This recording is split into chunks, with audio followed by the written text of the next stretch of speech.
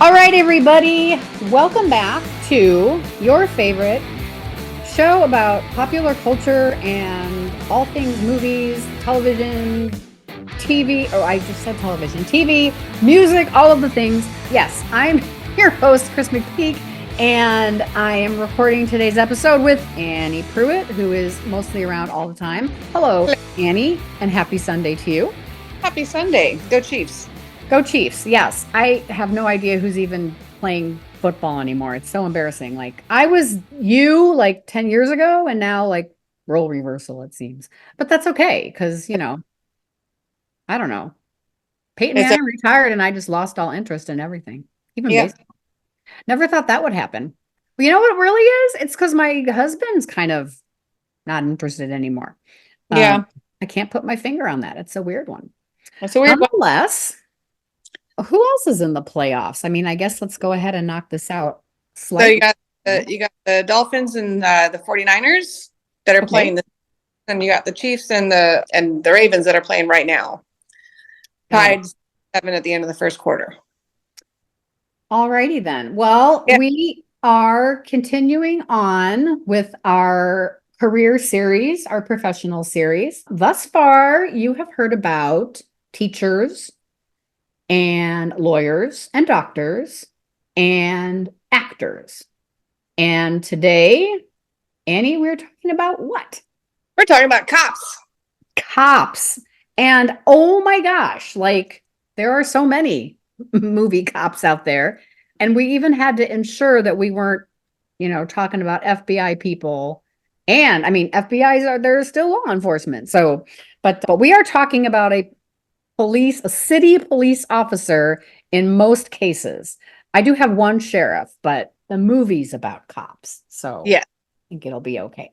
All right, Annie, why don't you jump us off for today? Okay. So I will kick us off with my number 5. So this is a cop. He is a LAPD SWAT bomb cop, right? And that would be the very fine looking Jack Traven as portrayed by Keanu Reeves in the movie Speed from 1994. So very ridiculous concept. I think you and we talked about this movie in another episode too, but ridiculous concept. There's a bomb on the bus, and if the speed limit drops below 65 miles an hour, the bomb's going to explode. Now, having said that, had you not had Sandra Bullock behind the wheel, it would not have been such a great movie. But the dynamic between Jack and Annie as they're trying to maneuver this bus through LA, and he's being the good cop that he is, heroically gets on the bus, tries to help get the bomb off the bus. This was Keanu coming into actually becoming a pretty decent like film lead. A leading man, yeah. He wasn't trying to overact. He was just being a good cop, a good action star. And I really, this is one of my favorite Keanu Reeves movies. He is quite the action hero. And yeah, that's about all I have to say about that. I really love the movie Speed and Jack Traven as yes. There you go. Yes, I love this movie too. This one's not on my list, but it was close. It would have made if this was the top 10 podcast, it would have been in the top 10. I think we saw this together in the movie theater, with Charles. Although Charles probably had to get up a few times to go outside and smoke a cigarette, but regardless. Yeah, I love all things about this movie, and I love Jeff Daniels in the film too. And of course, Dennis Hopper is just such a maniacal bad guy. Creepy. Oh yeah. And the movie's funny too. Yeah, this I know people will say like Die Hard is the movie that sort of changed the face of action films, and I get that and I buy into that, but for me, Speed is the one that like took it to the, turned it up to 11 and rocked it from there. So very good call. I like it. I like it. Okay, I am going with my number 5. This character has been portrayed in multiple films. It's probably what Clint Eastwood is the most known as, and that is Harry Callahan in the Dirty Harry movies. So you had Dirty Harry, and then you had Magnum Force and The Enforcer, and I think there were a couple others. And this is the line, do you feel lucky? And the whole speech behind that, I remember Steve Dahl and Gary Meyer used to play the speech from that movie on their radio show. I know what you're thinking. Did blah, blah, blah fire 6 shots or only 5?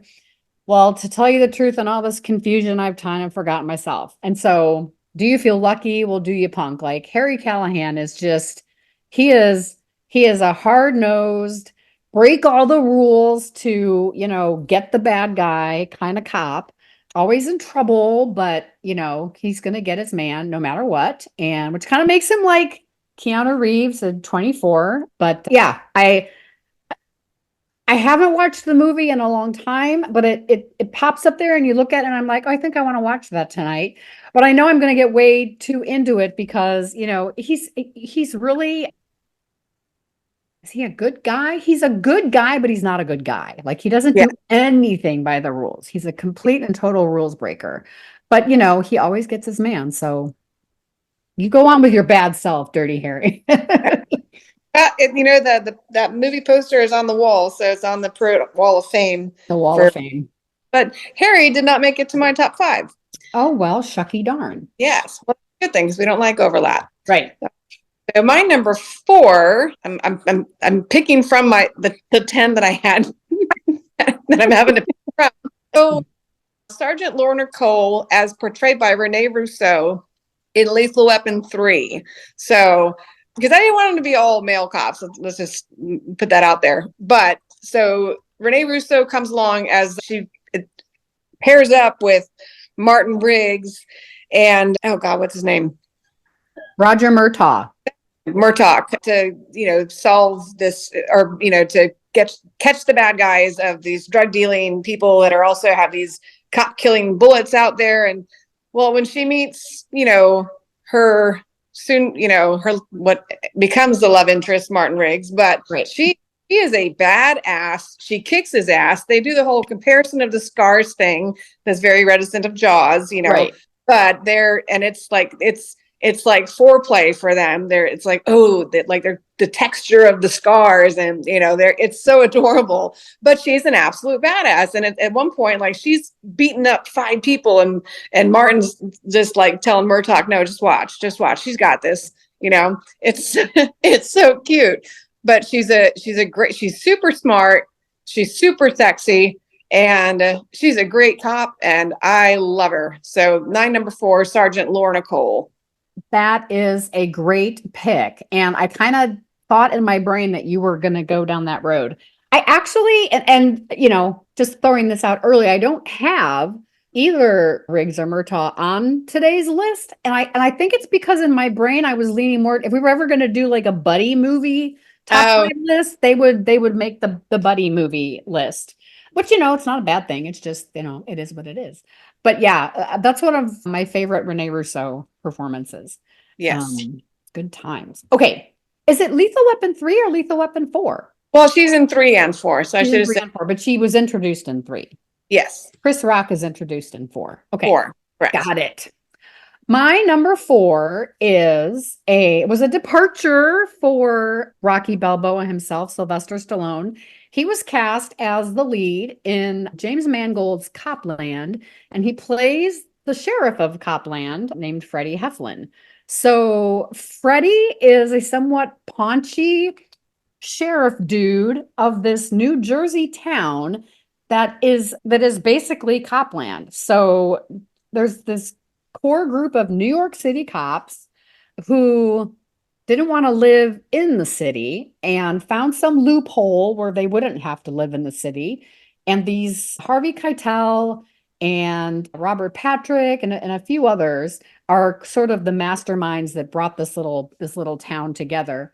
And Freddie, poor Freddie, always wanted to be part of NYPD, but he had this accident when he was younger and he saved a woman who was drowning in a car, but he banged his head up against the window to help free her, and it injured his ear. So because of his hearing, he could not qualify for NYPD. So instead, this group of New York cops hired him to be the sheriff over there in Copland, New Jersey. And he's kind of like if Rocky Balboa were a cop, but were, kind of stocky and fat and almost an alcoholic who loved to play pinball. There's actually a scene where he takes his sheriff's key and unlocks the parking meter to get some quarters because he wants to go back and beat this pinball machine. But there's a plot line there where he kind of helps uncover a bit of a conspiracy that's happening with one of the cops who killed somebody accidentally, but it was a big hot mess. And then the woman that he saved out of that car is actually married to one of these cops, and he still holds a torch for her. So, and Robert De Niro plays this kind of crusty, bad mustache, internal affairs guy. But you've got lots of cool people in this movie. Harvey Keitel and Robert De Niro, and then you've got the liquid metal bastard, Robert Patrick, in there from T2. Ray Liotta's in the movie. Kathy Moriarty from Soap Dish and Raging Bull is in it.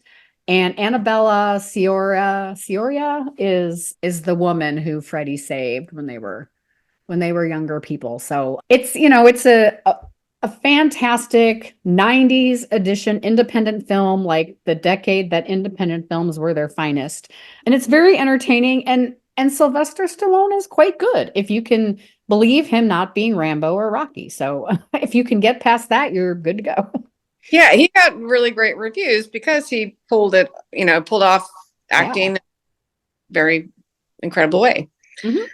Okay, so my next choice, my number 3, we literally watched this last weekend with the kids, is going to be Detective Axel Foley as portrayed by Eddie Murphy in Beverly Hills Cop.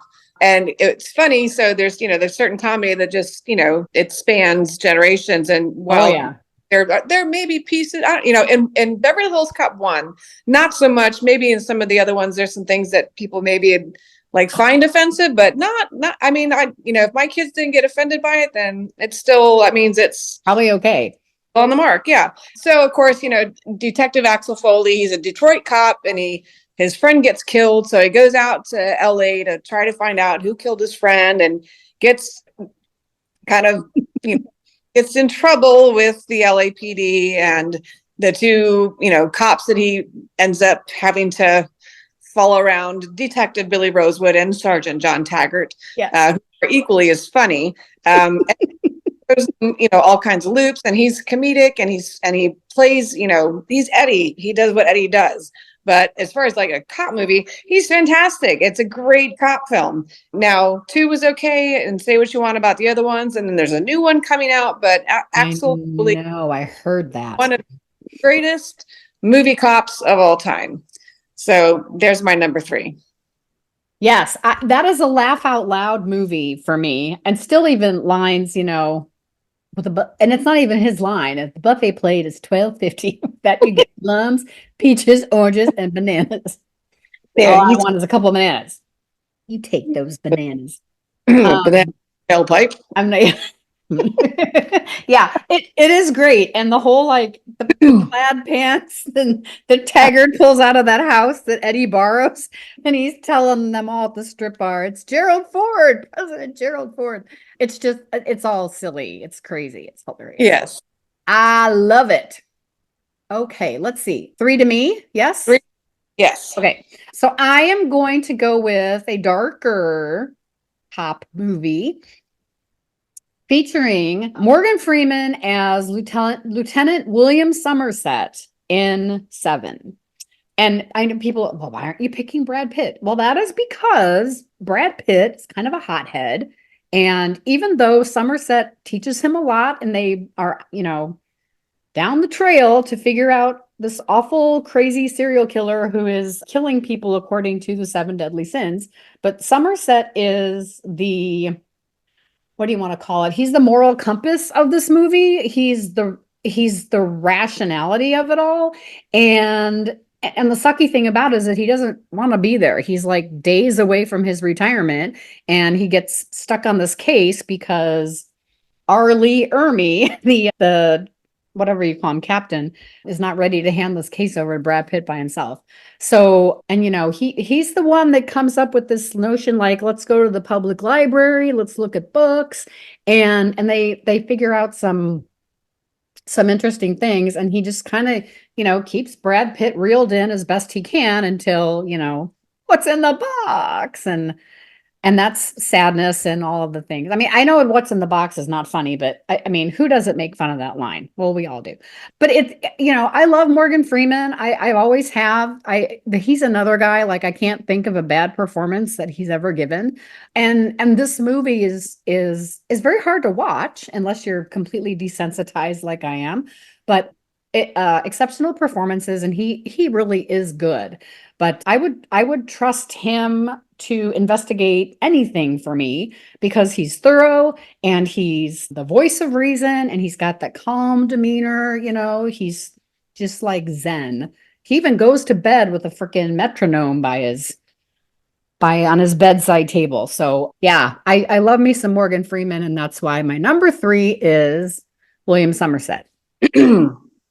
Well, so I had Somerset and Mills as potentials for, because I'm doing this as we go, and so I'm not going to put them on my list now. I'll say, but yeah, that's probably Brad Pitt's one of his greatest acting performances of all time. Oh, I completely agree. Yeah. Okay. So that's number 2 to me. I'm going to go in a little bit of a different direction because you wouldn't think of this person as a cop. Okay. But the character is Max Rockatansky from the Mad Max movies, as portrayed by. And so if you've never seen the original, the first film in it, he is a cop. He is a policeman in this post-apocalyptic dystopian Australian land where chaos and criminals, and he's just trying to keep the peace, and it's a big hot mess, which, and you see as the world gets worse and worse, that by the time the Road Warrior movie comes along, there's nothing left for him to police, if you will, because it's a wasteland. So in terms of a cop in a movie, Mad Max is one of my all-time favorite characters.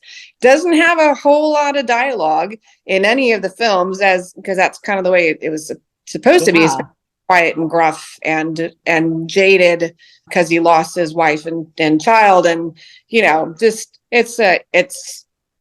so it's not a cop movie, but it's a cop, and it's one of my favorite cops that's portrayed on screen. So that's why Max is my number 2 as portrayed by Mel Gibson. And I'm really only focusing on Mad Max and Road Warrior. We'll just pretend like Thunderdome never happened. Yeah. I've not seen. Well, actually, no, I've not seen a single original Mad Max movie at all. We started to, and Torrin and I thought we were going to see Mad Max Beyond Thunderdome, and we weren't. We were seeing the original Mad Max and didn't know what was going on, and Torrin wanted to leave. So yeah, I need to get that done. Yep. See me some Mad Max movies. I did see Fury Road. And I don't know how faithful it was to the original series. I found it entertaining, but I didn't love it. Even with Tom Hardy and Charlize Theron in it. I love both of them, but I wasn't so thrilled about this show. So yeah. So Road Warriors first and then Mad Max, or the other way around? The first movie. Okay. And then Warriors the second movie. Okay. Got it. And so stick to those 2 and I'm fine, right? Yes. We don't need another Okay, sorry. My number 2, I'm flipping now because I'm looking at the 2 names and I'm thinking, no, how is he number 2 and not number 1? So my number 2 is going to be Bud White as portrayed by Russell Crowe in LA Confidential. Now, Russell Crowe had been making movies at that time, but he wasn't a big star yet either. He was 2 years away from his first Academy Award nomination. He was nominated 3 years in a row, and he won for Gladiator, which would not have been the movie that I would have picked. But he is part of this stellar ensemble cast in what I think is probably one of the greater cop movies of all time, and certainly was the better movie of 1997, where Titanic reigned supreme. It is still, to me, a crying shame that Titanic wins Best Picture over LA Confidential. But nonetheless, there's so many cops you can pick in this movie, but I have to go with Bud White because of kind of, Bud's backstory that you find out. You get a sense in the beginning, like, okay, here's a guy that really does not hang well with the, people who abuse women or hurt other women. And you find out later that there's, very heavy backstory that, he watched his father or his stepfather kill his mother and kind of, worked his way up into becoming a cop, but was not being promoted because people didn't think he was smart enough and he didn't think he was smart enough. So he just kind of became the muscle. But it turns out when he meets Lynn Bracken, who we talked about on Female Origin Stories, she kind of brings something out in him and, encourages him and tells him, you are smart. You found me, you found Pierce Pratchett, and I know, you can do this. And then when he and Guy Pearce as Ed Exley get together, they hate each other in the beginning because, Ed Exley is the political animal and he ratted out his colleagues, but they work together and they solve the mystery and find the bad guys. And then Lynn Bracken and Bud White, head off to Bisbee, Arizona to have their new life together. But I just, I love Russell Crowe in this movie. I love how he's this brawny, hard-ass guy, but when it all is said and done, like he is a protector and he wants to protect women. And that is his moral compass. Everything that he does as a police officer has to do with wanting to protect people as opposed to, working his way up the political ladder as a police officer. So yeah, I love me some Bud White and I love this movie and he's my number 2. Okay. I need to see that again. I've seen it once and it was a very long time ago. Oh my gosh, you're kidding. And you talk about it a lot. I know it's one of your absolute favorites. So absolutely, without a doubt, one of my favorites. Yeah. Okay, so my honorable mention is going to be the undercover cop known as Mr. Orange, as portrayed by Tim Roth. Nice. In Four Dogs. So it is these five criminals. Yeah. 5 guys, 6 guys. They're going to pull off a jewel heist and something goes awry. Somebody starts shooting the place up and one of them gets shot. One of them gets killed and basically, my brain is not working. Harvey Keitel grabs Tim Roth's been shot in the gut. He grabs them to the warehouse, which is supposed to be the link up point, and they're talking about everything that went wrong while he bleeds out and he's dying on the floor. Yes. Well, later they bring in a cop that somebody like essentially kidnapped, hijacked, whatever, took prisoner.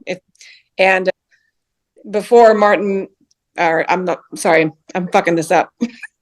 Before the bad guy sets the cop on fire, Tim Roth shoots and then he divulges that I'm an undercover cop and they know that we're here and there's going to be cops surrounding this place in minutes. So just hold on. Yeah. So it's a great movie and I should have been better prepared to talk about it. So I kind of screwed that up. But as far as a cop goes, he really pulls it off. And I love that he's like talking to himself in the mirror, to get him. So you're super cool or whatever. Yeah. He's so good. Nobody knows. They don't fucking know because you're super cool. Yeah. So that's my honorable mention is Mr. Orange. Mr. Orange. That is a good one. That is, we can go on and on about Quentin movies. I love Reservoir Dogs. I love Tim Roth in this movie. I love the relationship that he and it's not Mr. White. Yeah, Mr. White, because Michael Madsen is Mr. Blonde. Yeah. So the friendship kind of that Mr. White and Mr. Orange are building while, poor Mr. Orange got shot and is, bleeding to death in the back of this stolen car. Was it a stolen car? I think it was a stolen car. Yeah. Well, they hijacked the car. How Mr. Orange gets shot in the bank or not in the jewel heist, but in the woman who they carjack. That's She's right. in the gut, and then he shoots her, and he can't believe he just killed an innocent civilian for defending herself. So Yep. here you go. Yeah. Oh, to be an undercover cop anywhere, I'm saying. Okay, so honorable mention to me, right? Yes. I've not had any women on this list, and that was a crying shame. So I dug deep and tried to find a really good female cop in a movie that I liked, as opposed to, a movie I didn't like. So I'm going to go with the character of Amelia Donaghy as portrayed by Angelina Jolie in The Bone Collector, Hmm. which is a hard movie to find right now. But there was a time in my life where either I had the DVD or it was on Amazon Prime and I was watching it a lot, but I really like this movie. Denzel Washington is a investigator. He's a cop, but he's disabled and he has this he can't walk. He, I think can use, his brain and his face and like one hand. So he has these screens at his house and Queen Latifah is his aide, I guess. And he gets brought in to deal with this perhaps supposed serial killer that is on the rise. And Amelia gets kind of pulled from, I don't know if she's a rookie at that point, but she's, just a beat cop at that time. And she happens to save some evidence and they wind up working on this case together. But it's a typical Angelina Jolie portrayal, but there's also there's some innocence in there because she, finds herself going down these paths that she doesn't think she's ready to go down. But Denzel has all this incredible faith in her. And actually, I think by the end of the movie, they're kind of like a couple, but not really. I don't remember exactly.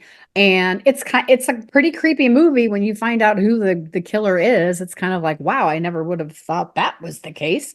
But it's good. Yeah. So she's in this career path for herself for all of the right reasons, and she becomes a very, very good investigator.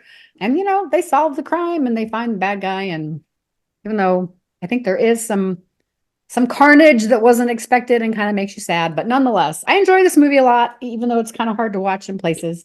But again, Denzel, like he's great in everything, and he always raises people up Yeah, he does. when they work with him. So yeah, Amelia Donaghy in The Bone Collector. Okay. I watched that when it came out, and I haven't seen it since. And it was kept coming up as a like a recommended for my watch list. So yeah. Okay, so that's number one to me. Yep. This is not going to be a big surprise at all because I also have a sheriff on my list. Okay. And that sheriff would be Sheriff Martin Brody, as portrayed by Roy Scheider in the movie Jaws. Now, this is not a cop movie. However, it is the greatest portrayal of a sheriff of all time. Of course, Sheriff Martin Brody trying to close down the beaches because there's a shark out there and he's trying to protect his island. Yes. And afraid of the water, but he lives on an island. And when he's trying to work with this mayor, all of the politics of being a cop or a sheriff, you really see that. And this, this back and forth of you have to do what's right for the economy. You have to keep the businesses open. You have to keep them coming in compared to the safety of the people. So it's a legit, it's a struggle. Oh yeah. Hate the mayor. He's doing what he thinks is best for his people. So this struggle back and forth of, finally realizing we have to kill this shark. You have to close the beaches and we can't let more people get eaten alive or, bit off. And I always wonder, we're gonna hire Quint to kill the shark. Exactly. To be done. The leg floating, does that mean that that Jaws ate everything but the leg? I always wondered that. Anyways, Jaws is in the Pruitt family house. It is the law that if the movie Jaws is playing on television, it must stay on. And so we've probably watched that movie about 40 times because it's like listening to your favorite song. It's in the background. Yeah. So it's a favorite. If I meet anybody that hasn't seen it, then I make fun of them. Can't be friends with them. I'm sorry, you don't qualify to be my friend because Yes. you have not seen Jaws and you don't Right. like Beethoven. Yes. Um, We love the movie so much that we actually bought the Jaws strategy game, and the four of us played this strategy game for like 3 hours one night. oh my God, I want in on that game. That sounds fun. But there you go. There you have it. The greatest sheriff portrayed on screen of all time, Martin Brody, as portrayed by Roy Scheider in the classic Jaws movie. It is a serious classic, one of my favorite movies of all time. I've probably seen that movie as from, being a child and having it on that crazy Betamax, till now. If I can find it on any of the streaming platforms, because we don't have regular cable, Yeah. if it's available, I'll watch it. And I don't care if it's summer or not. Yep. Yeah. Oh, good. Okay. Well, I totally thought you were gonna. I thought our number ones might overlap, but I'm glad that nothing has. So I'm going to go with. I referenced this earlier when you were talking about Jack Traven. My number one movie cop of all time is John McClane, as Ah, portrayed by Bruce Willis in the Die Hard series. And again, you could probably find 100 critics that will say that Die Hard changed the face of the action film and really raised the bar. And I would completely agree with that. It's a fantastic series, even with number two in the mix, doesn't matter. But John McClane is a New York cop whose wife gets it. Seriously, why am I saying the plot? If you're listening to this show, you should have seen Die Hard at least once or twice. But nonetheless, this is a classic Hollywood character through a series, and Bruce Willis nails it. He's great. He's funny and ironic, and sometimes has to break a few rules, but he's always thinking of, what would the cop do in this situation? And, he does that throughout all of the movies, even the shitty number two in the Washington, D.C. airport. But yeah, I love all things about John McClane. And yeah, I mean, I can't think of a hipper, tougher, cooler cop. yeah. I agree with that. He has one of the greatest quotables of all time with the yippee Yeah. if you don't say that at least twice a year, there's something wrong with you. Yeah. But I also So find myself saying fucking California every now and then when, it just feels like that's the thing you yeah, got to do. Fucking yeah. California. Well, so yeah, it was. I thought for sure that you were going to have Axel Foley or Axel Foley, yeah, and John McClane was like, ooh, I bet she's going to have that one on there too. So, but yeah, great. Not one of my favorites. So I'm glad that they did. I'm glad that we didn't overlap. Yeah. Well, I mean, we could have even split this show into, sheriffs versus policemen. You could split it you could just do 80s cops and we'd still, only Oh, cover a third of these. yeah, But yeah, I mean, we don't go into the 50s at all. The I know. 60s or 50s. We hit the 70s, the 80s, the 90s, That's it. anything in the 80s and no, 90s. yeah, Yeah. that's it. We haven't even hit, more modern day films. So we could probably do a second cop show where we hit up the classic Hollywood and then we could do Oh, something contemporary. yeah, a whole cops series. Yeah. All We right. could do a big time cop series beyond just the professionals of the 70s, 80s, and 90s. All right. Recapping, you go first.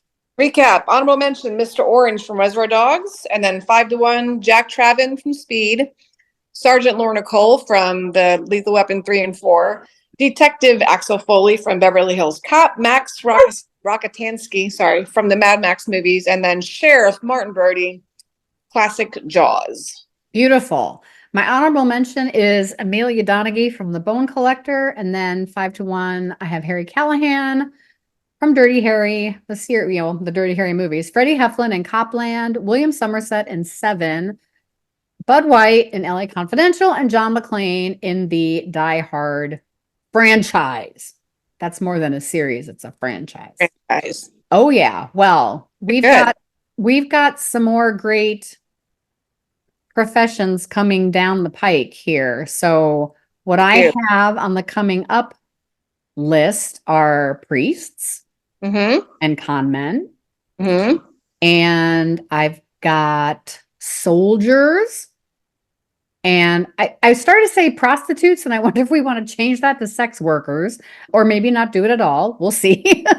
Musicians, and we got retail. Am I missing any of our professions? That's all I've got. And if I Okay. think, I will let you know. Yeah. I mean, there's so much stuff out there. Maybe we need a Wall Street one, financier, a finance career professional series. I don't know. People, what do you think? We want to know what professions you want Annie and I to take on this show. And you can do that by sending an email to the Top 5 Podcast. No, hello at the top5podcast.com. And, if you're a regular listener of the show, we would also love if you would leave us a rating and review, especially because it, helps us figure out what we can do to make the show better. So we really do want to know what you think, all 20 of you, regardless. Okay, so that's our show for this week.